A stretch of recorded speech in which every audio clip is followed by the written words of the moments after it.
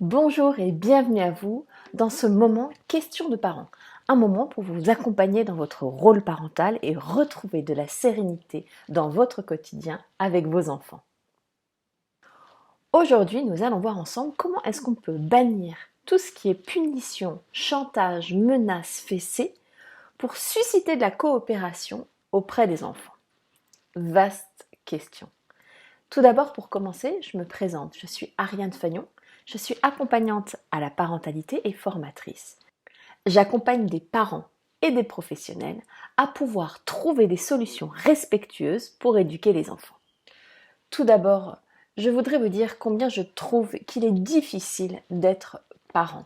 En effet, on n'a pas de mode d'emploi et souvent, pour chacun des enfants, des problématiques, des questionnements se posent qui sont très différents en fonction de chaque enfant, en fonction de chaque âge, chaque période et aussi en fonction de l'état dans lequel nous sommes.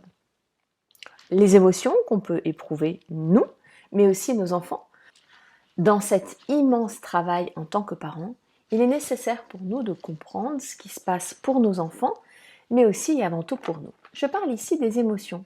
En effet, c'est difficile de pouvoir parfois accompagner les enfants dans des émotions quand soi-même on est pris à l'intérieur des nôtres.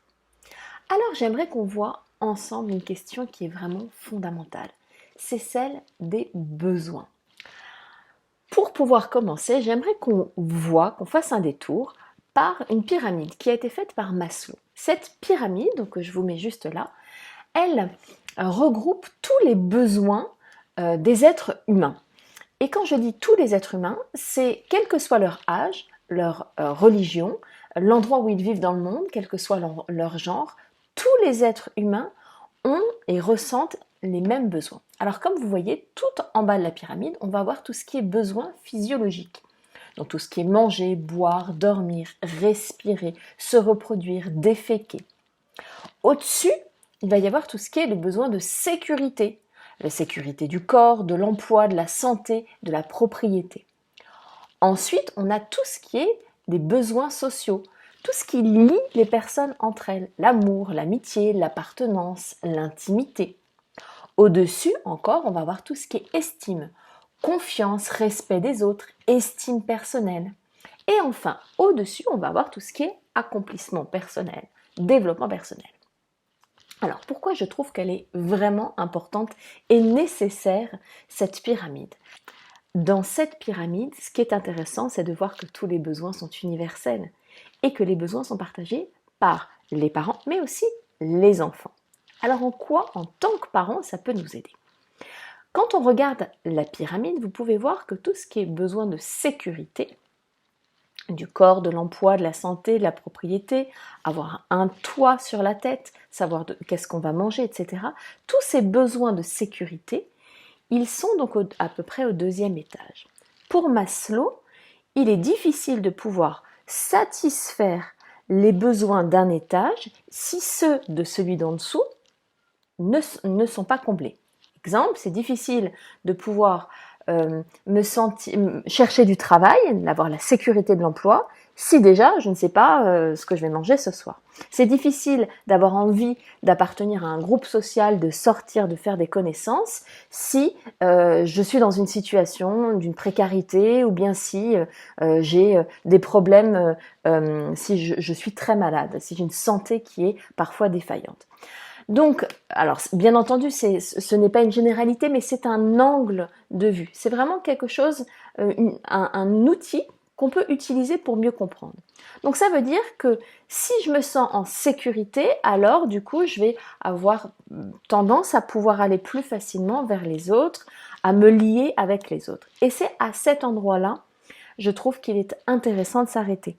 Pourquoi ? Quand on est parent et qu'on utilise pour tout un tas de raisons des leviers éducatifs tels que le chantage, les punitions, les menaces, les fessées ou toute violence corporelle ou psychologique, alors du coup, on va utiliser des leviers qui vont faire peur. Alors à très court terme, on va obtenir ce qu'on veut, c'est-à-dire que l'enfant va coopérer parce qu'il a peur, donc il va faire ce qu'on lui demande, mais à moyen ou long terme, l'enfant ne va pas se sentir en sécurité. Alors, dans ce temps de questions de parents, je souhaiterais vraiment qu'on mette à plat quelque chose. Ici, il n'est pas question de juger. On fait tous comme on peut, je l'ai dit au début de cette intervention, on fait tous comme on peut en tant que parents et c'est très difficile parce qu'on n'a pas de mode d'emploi. Alors ici, il n'est pas question de dire c'est bien ou c'est mal. Vous avez fait ça, c'est pas bien, votre enfant va souffrir toute sa vie, c'est bien, c'est mal. Je ne suis vraiment pas ici pour noter ce que vous faites. On fait du mieux qu'on peut par rapport à là où on est et il y a des moments où, en fonction de son état de fatigue, en fonction de ce qui se passe dans sa vie, c'est parfois compliqué d'accompagner les enfants. Donc ici, il n'est pas question de juger, de vous dire c'est bien ou mal, mais vraiment de vous aider, de vous accompagner, de vous donner des billes pour pouvoir, à votre tour, être plus serein dans votre rôle de parent. Donc, revenons à ce qu'on se disait. Quand il arrive d'utiliser des leviers tels que le chantage, la menace ou les punitions corporelles telles que fessées, gifles ou autres, il faut être conscient que quand on fait ça, donc tous ces groupes de violence s'appellent ce qu'on appelle la VEO, la violence éducative ordinaire. Tous ces leviers-là vont appuyer sur le bouton de la peur, c'est-à-dire qu'on va demander à un enfant de faire ce qu'on souhaite qu'il fasse, non pas parce qu'il a compris l'intérêt pour lui ou parce qu'il a envie de coopérer, mais parce qu'il a peur de nous. Alors pendant des années, nos arrière-grands-parents, nos grands-parents ont utilisé ces méthodes-là.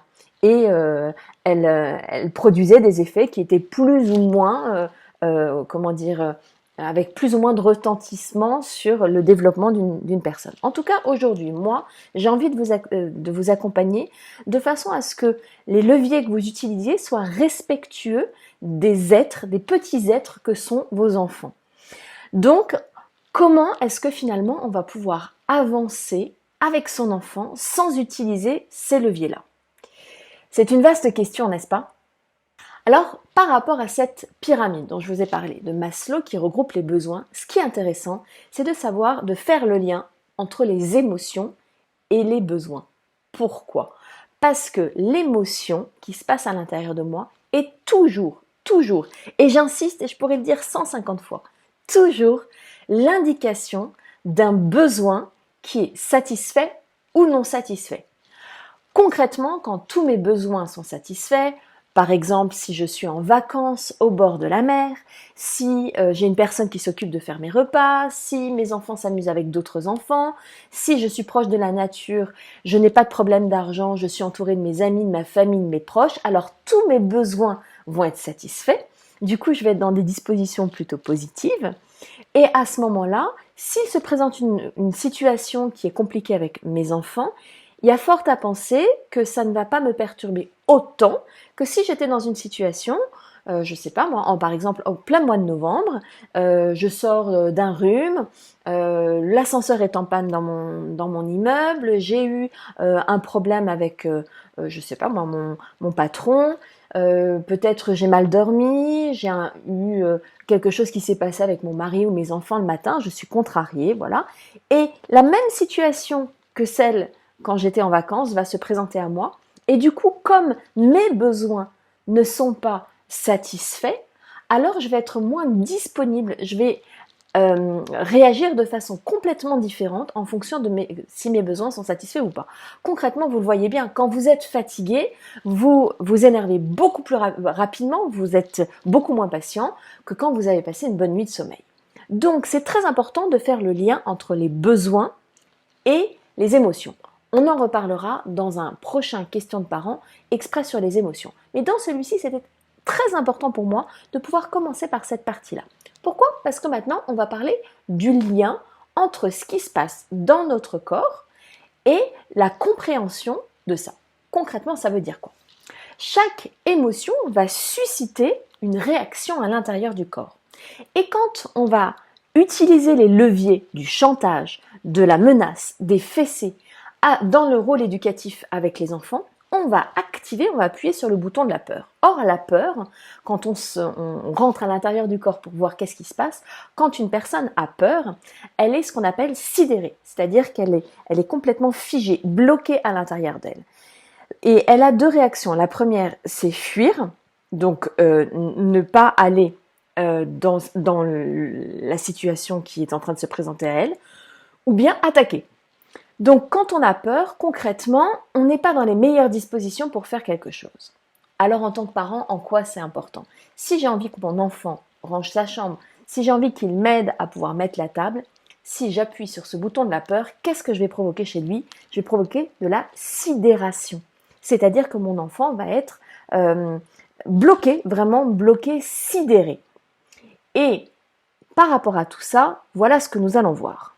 C'est normal en tant que parent de répéter. C'est très agaçant, mais on sait aussi que les enfants grandissent et comprennent le monde qui les entoure grâce aux personnes qui sont autour d'elles, leurs parents, les enseignants, tous les adultes qui sont autour d'eux et qui vont leur répéter les codes, les conventions. On a enregistré des modifications du cerveau jusqu'à 21 ans. Ça veut bien dire que le cerveau d'un enfant, il est en train de se fabriquer jusqu'à 21 ans. Donc, imaginez qu'un enfant de 6 ans, de 8 ans, de 10 ans, de 12 ans, un jeune ado de 12 ans va comprendre les choses de la même façon qu'un adulte, c'est méconnaître finalement le fonctionnement du cerveau. Bien entendu, en tant que parent, c'est fatigant parce que on est amené à répéter, mais c'est important de comprendre que c'est avec ça que l'enfant va pouvoir se construire et comprendre comment ça fonctionne. Ce qui va être important, c'est de repérer à quel moment dans votre quotidien il y a des moments de tension. Est-ce que c'est au moment des devoirs? Est-ce que c'est au moment de la douche? Est-ce que c'est au moment du repas, du rangement, en lien avec les écrans? À quel moment, finalement, le quotidien commence à dérailler? Repérez ces moments-là. Ça va être la première des choses que je vais vous inviter à faire. Une fois que vous aurez repéré ces moments-là, ce qui va être important, c'est de pouvoir mettre en place des choses. Je n'ai pas la prétention d'avoir une baguette magique et que tout ce que je vais vous dire va fonctionner. En revanche, je vous propose de vous donner des astuces, des pistes, et je vous invite à les explorer pour voir comment est-ce que cela se met en place dans votre quotidien. La première des pistes que je vous invite à aller explorer, c'est celle de pouvoir mettre en place des règles précises. En effet, quand on va à l'école, quand on va dans une association, quand on rentre dans un emploi, il y a des règlements intérieurs, des choses qui permettent, des règles qui permettent de faire de telle sorte que la vie ensemble se passe bien. Avez-vous pris le temps, chez vous, finalement, de mettre en place un règlement intérieur, une règle?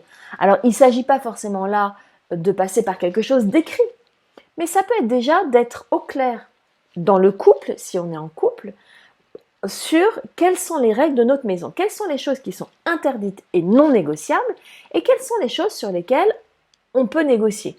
Par exemple, quelque chose qui pourrait être une règle non négociable, quand on rentre à la maison, on enlève ses chaussures, on les range, et on se lave les mains. Ça, c'est non négociable. Et puis peut-être qu'une règle qui pourrait être une règle assouplie, c'est pas d'écran la semaine, et elle est assouplie parce qu'un soir j'ai des amis et que je leur propose, pendant le temps où mes amis sont là, de regarder un dessin animé, je sais pas, qui fait 30 minutes. Voilà, ça c'est une règle qui peut être assouplie. Est-ce que chez vous, les règles de vie de votre maison sont claires? Sinon, si oui, tant mieux, et sinon je vous invite vraiment à vous pencher pour pouvoir les clarifier pour vous et pour pouvoir prendre un temps avec vos enfants pour dire ok, voilà, on a mis en place les règles de la maison, voici comment elles sont. Alors ça peut être écrit, ça peut être un moment pour pouvoir les faire écrire par les enfants, ça peut être sous forme pour les enfants qui n'écrivent pas encore sous forme d'icônes, vous savez, sur internet on peut trouver des images, ou bien ça peut être aussi un moment de dessin, on dessine, voilà ce qu'on attend. Donc la première piste que je vais vous inviter à avoir, c'est quelles sont les règles à la maison. Ça, c'est la première des choses. La deuxième des choses, c'est mettre en place des routines. Qu'est-ce que c'est une routine? Une routine, c'est comme un emploi du temps. Voilà. L'emploi du temps, la routine, c'est quelque chose qui va revenir tous les jours, puisque les enfants ont besoin de ces répétitions, et qui va permettre de régler la vie en famille. Quand on sort de l'école, il se passe ça. Alors ça peut être, on prend le goûter, puis on va faire les devoirs, puis on prend sa douche, puis après on range sa chambre, puis il y a le repas, puis on se lave les dents, puis on va au lit. Ça c'est une routine. Et cette routine-là, Pareil que pour les règles, on peut se poser avec les enfants, voilà, en leur disant comment est-ce qu'on organise, dans quel sens, vraiment faire de ce moment-là un moment non seulement d'échange entre les parents et les enfants, mais aussi une activité. Pareil, soit avec des petits dessins, soit en demandant à l'enfant de dessiner sa routine avec des flèches qui montrent par exemple l'ordre dans lequel c'est réalisé. Pourquoi est-ce que les règles et les routines, les deux pistes que je viens de vous donner, sont importantes? Parce qu'une fois qu'il va y avoir ces règles de la maison et ces routines, alors ça va être un peu comme un élément extérieur, un tiers extérieur qui va venir rappeler le cadre. Et c'est là où ça va être important parce que les moments qu'on aura repérés, qui vont être des moments de tension, par exemple, il veut pas arrêter un dessin animé ou bien il veut pas aller prendre sa douche, alors on s'en réfère à la routine. Qu'est-ce qu'elle dit ta routine? C'est toi qui l'as fait, on était d'accord. Ok? Et de pouvoir vraiment permettre à l'enfant, non pas de lui imposer, de lui dire à partir de maintenant c'est comme ça, mais de lui dire ok, on va réfléchir ensemble à comment ça fonctionne. Dans le cas où vous avez plusieurs enfants, bien entendu que les routines peuvent être différentes. Si on a un enfant qui n'a pas de devoir au moment où un enfant en a, ben on peut instaurer avec lui un autre moment, mettre en place des routines pour chacun des enfants. À partir d'un certain âge, souvent, les routines se ressemblent. Ensuite, en troisième piste, on va proposer des choix. Si on a envie que les enfants, les jeunes adolescents puissent coopérer, il est important qu'ils aient la sensation, le sentiment de liberté. Si un parent est toujours en train d'imposer ce qu'il veut, alors l'enfant, qu'est-ce qu'il va faire? Il va se renfermer parce qu'il va avoir la sensation que sa zone de liberté est menacée. Et donc, si on a envie de susciter de la coopération, qu'il participe, mais que par ailleurs, je passe mon temps à lui dire tu fais ça, tu fais ça, tu fais ça, tu fais ça, ben l'enfant, qu'est-ce qu'il va faire? Il va se renfermer, il va plus du tout être dans une ouverture et dans une envie de coopération. Ok? Donc, proposer des choix. La quatrième piste que je vous propose, c'est celle de faire travailler le cerveau préfrontal de l'enfant. Alors, le cerveau préfrontal, donc il se situe à peu près à cet endroit-là, et c'est le cerveau qu'on va mettre au travail pour demander à un enfant de nous aider à lui dicter une règle. Concrètement, si au moment de sortir pour mettre les chaussures, je lui dis « il pleut, tu mets tes bottes », alors je vais être donc dans un ordre que je vais donner à l'enfant, et vous vous souvenez, dès qu'une personne a le sentiment que sa liberté n'est pas respectée, alors elle se referme. Donc ça va il y a de fortes chances que ça ne suscite pas de la coopération de sa part. En revanche, si je lui dis « ouh là là, il pleut dehors, quelles chaussures je pourrais mettre pour être protégée ?» L'enfant, en faisant travailler ce cerveau préfrontal, donc quand je vous disais le mettre au travail, ça veut dire que je vais m'appuyer sur lui pour qu'il me donne la réponse. Il fait froid. De quoi je pourrais avoir besoin pour sortir? Ou bien, oh, tu as fait tomber un verre d'eau, qu'est-ce qu'il faudrait pour nettoyer? Et au moment où l'enfant va travailler, va mettre au travail son cerveau préfrontal, alors, de fait, il va être plus dans une disposition de coopérer. Donc, on a vu le fait de mettre en place des règles précises, le fait de pouvoir mettre en place des routines. Ensuite, on a vu tout ce qui était la proposition de choix et puis le travail, faire travailler le cerveau préfrontal de l'enfant.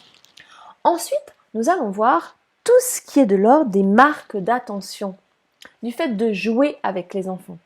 Les enfants, on pourrait vraiment imaginer que les enfants sont comme un réservoir. Et que ce réservoir, alors c'est tous les êtres vivants en fait, mais là on parle des enfants. Les enfants, ils ont un réservoir. Et ce réservoir, plus je vais donner des marques d'attention, je vais jouer, je vais faire des câlins, je vais passer du temps avec l'enfant, plus le réservoir va être rempli, le réservoir d'amour, de patience va être rempli. Et plus l'enfant va à son tour avoir envie de pouvoir participer. Donc parfois, arrêter ce qu'on est en train de faire pour passer un temps de qualité avec son enfant, même si sur le coup on a l'impression que ça va nous faire perdre du temps, en fait ça va nous en faire gagner. Parce que ce temps de qualité qu'on aura eu avec l'enfant va remplir son réservoir et va faire qu'après, comme l'enfant va avoir son besoin d'amour, d'attention, de partage, de temps de connexion, et bien du coup l'enfant va être plus en capacité de pouvoir coopérer.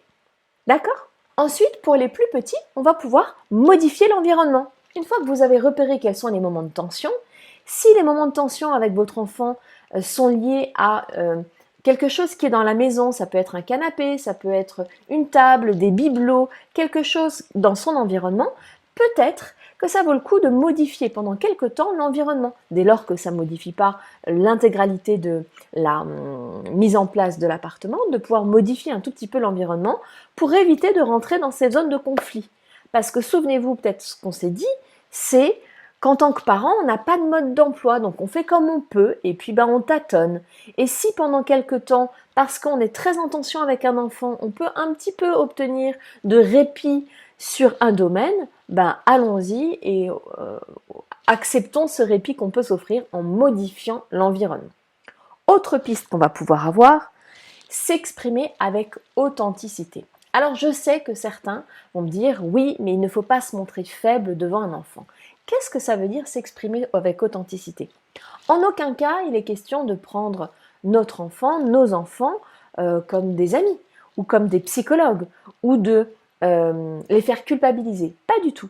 Il est juste question de pouvoir s'exprimer avec authenticité, de dire exactement ce qui se passe pour soi. Ça veut dire aussi qu'on est capable de pouvoir repérer ce qui se passe à l'intérieur de nous. Par exemple, plutôt que de dire à mon enfant « Arrête de faire ceci, range ta chambre, fais tes devoirs » et être dans un rapport, donc un conflit, de pouvoir se centrer sur ce qui se passe pour nous. Quand je te vois en train d'être sur ton téléphone alors que tes devoirs ne sont pas faits, je suis inquiète parce que je sais que tu vas avoir le brevet à la fin de l'année, que tu as un examen.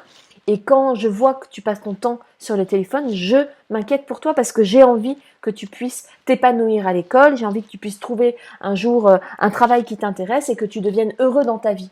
Et quand on parle avec authenticité de ce qui se passe pour soi, alors l'enfant ou le jeune adolescent est beaucoup plus en capacité de pouvoir entendre. Vous voyez bien, même à l'intérieur de vous, que quand je vous dis fais ceci, arrête cela, à l'intérieur il y a quelque chose qui se ferme. Tandis que quand je vous parle de moi, vous pouvez, de moi, de l'autre, quand l'autre nous parle de lui, en fait, on est plus en capacité de pouvoir l'écouter parce que on n'a pas ce sentiment de liberté qui est mis en danger. Ok ? Alors, une autre piste qu'on va pouvoir explorer, c'est donner la possibilité aux enfants de réparer.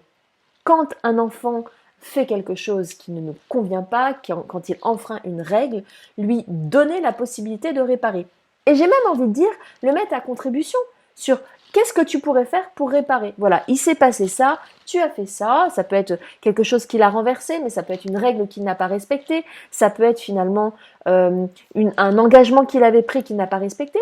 Lui poser la question, ok, on avait décidé ça, tu n'as pas respecté, qu'est-ce que tu vas faire pour réparer? Alors moi j'aime bien les mots de la langue française. Et dans le dictionnaire, une bêtise, c'est une action qui est dénuée d'intelligence, qui est bête. Est-ce qu'on a vraiment envie de dire à nos enfants que ce qu'ils font, c'est bête? Est-ce que quand un enfant renverse un verre ou quand il ne respecte pas une consigne, est-ce qu'on peut remplacer, par exemple, ce mot par une maladresse? Tu as fait une maladresse. Et ne pas mettre dans la tête de nos enfants que ce qu'ils font, ce sont des bêtises. C'est une piste. On va ensuite pouvoir proposer de réorienter l'attention. Si quelque chose pose souci avec les enfants, pourquoi pas réorienter l'attention? Alors ça, on va pouvoir le faire surtout avec les plus petits. Par exemple, si on voit que le petit a très envie de monter sur le canapé ou qu'il est vraiment bloqué sur quelque chose, de pouvoir tout simplement lui dire « Est-ce que ça te dirait de jouer avec ce jeu ?» et de réorienter l'attention pour que ce qui était sous tension ne le soit plus. Donc réorienter l'attention.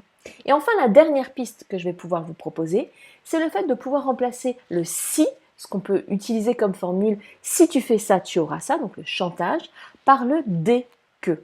Exemple, au lieu de dire « je te raconterai une histoire si tu te laves les dents », de pouvoir tout simplement, donc il y a un chantage qu'on peut utiliser, hein, il n'y a pas de jugement dans ce que je vous dis, qui peut arriver à chaque parent d'utiliser, mais pourquoi ne pas remplacer ceci par le dès que. Dès que tu auras terminé de te laver les dents, alors je te lirai une histoire. Ce qui permet aussi à l'enfant de voir que c'est lui qui a le pouvoir, c'est lui qui a le choix du moment où ça va se passer. Alors, on récapitule ensemble ce qu'on a vu. On a vu le fait de mettre en place des règles précises, de pouvoir mettre en place des routines, un emploi du temps. On a vu ensuite le fait de pouvoir proposer des choix, le fait de pouvoir faire travailler le cerveau préfrontal de l'enfant en le mettant à contribution. Ensuite, tout ce qui est les marques d'attention du jeu, de pouvoir remplir son réservoir d'amour et de patience. On a vu en fait ensuite le fait de pouvoir modifier l'environnement de l'enfant. On a vu ensuite le fait de pouvoir s'exprimer avec authenticité, expliquer ce qui se passe pour soi. Le fait de pouvoir réparer, donner la possibilité à l'enfant de réparer ce qui vient de se passer. Et enfin, de remplacer le si par le dès que. J'espère que ces 10 pistes vous permettront de pouvoir expérimenter une autre façon d'accompagner vos enfants et de trouver des solutions respectueuses pour chacun. Encore une fois, c'est très difficile d'être parent et chaque jour, on réapprend, on apprend de nouveau avec nos enfants, avec chacun de nos enfants et à chaque période du développement de la vie de nos enfants. Je vous souhaite une très bonne journée. J'espère que ces 10 pistes, ces 10 leviers vous auront permis d'en connaître davantage. Et moi, je vous retrouve très bientôt dans une prochaine vidéo de questions de parents pour qu'on voit ensemble un autre questionnement de notre rôle de parent. Je vous souhaite une très bonne journée et je vous dis à bientôt. Au revoir!